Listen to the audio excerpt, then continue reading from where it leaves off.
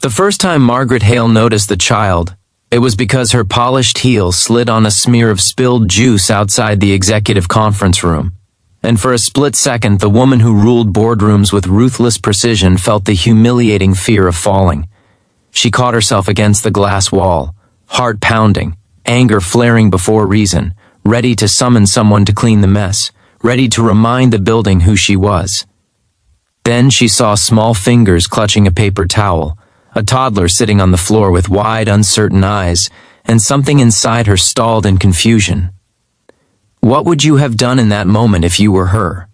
A woman who had built her life by never slowing down, suddenly interrupted by a child who didn't belong in her immaculate world. Margaret Hale was a name that carried weight across the United States, whispered with a mix of admiration and resentment in financial circles. She was the CEO who never smiled in public, the woman who fired entire departments without blinking, the one who believed softness was a liability she could not afford. Her days were measured in profit margins and hostile takeovers, her nights in lonely hotel rooms and the glow of her phone. She had learned early that kindness did not pay the bills, and somewhere along the way she stopped, asking whether it paid the soul. The building she owned gleamed like a monument to control, yet that morning, sitting on the carpet, was a child who made her feel strangely exposed. The child's name was Noah, though Margaret would not learn it until much later. He was the son of Andrew Collins, a janitor who worked the night shift and sometimes brought his boy along when childcare fell through. Andrew was quiet, invisible by design, moving through hallways with a mop and bucket while executives debated millions above him. Life had not been gentle with him. His wife had died young, and grief had hollowed his voice, leaving behind a man who worked 2 jobs and prayed every night that his son would grow up kinder than the world had been to them. Noah sat on the floor that morning because Andrew had been called to clean a spill upstairs, and the boy had wandered, curious and unafraid. Margaret told herself she was irritated because children were a distraction, because this was unprofessional, because rules mattered. But as she watched Noah struggle to stand, laughing at his own unsteady legs, a memory she had buried for decades stirred. She remembered herself as a little girl in Ohio, waiting alone after school because her parents worked late, learning early how to be self-sufficient because no one was coming to save her. She had sworn she would never be weak, never be dependent, never let the world see her need.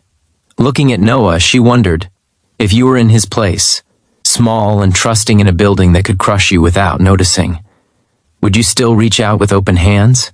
Over the next few weeks, Margaret found herself noticing things she had trained herself to ignore.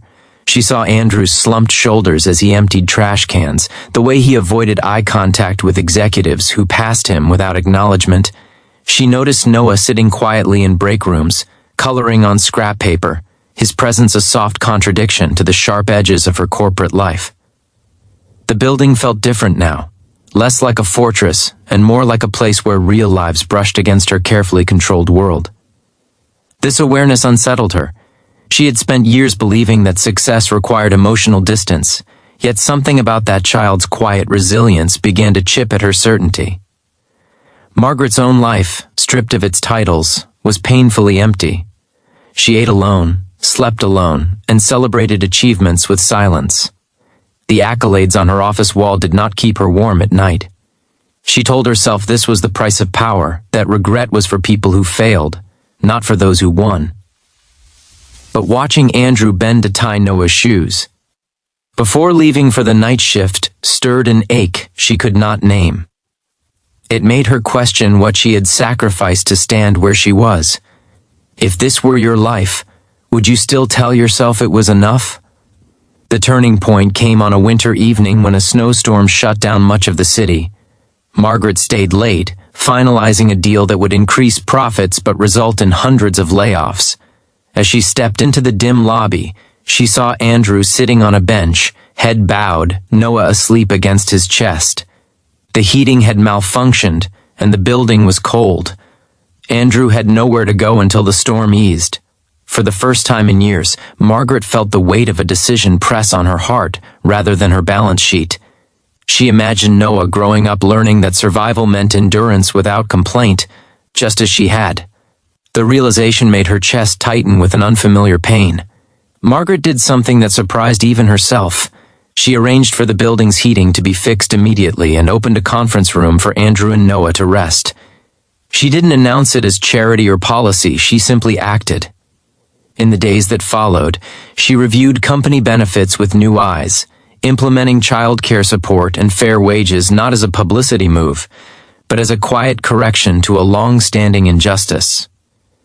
The board questioned her shift, whispering that she was losing her edge. Margaret understood their fear because she had lived by it. Yet she felt lighter, as if a burden she had carried unknowingly was finally set down.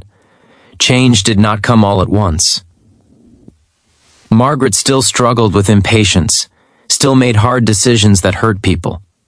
But now, those decisions were tempered by the memory of a small boy reaching out with trust in a place that did not owe him kindness.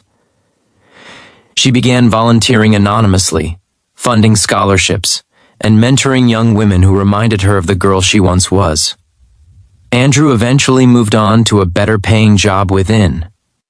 The company's gratitude expressed not in words, but in the steadier way he walked through the halls. Noah grew taller, his laughter echoing less often in the building, but its imprint remained.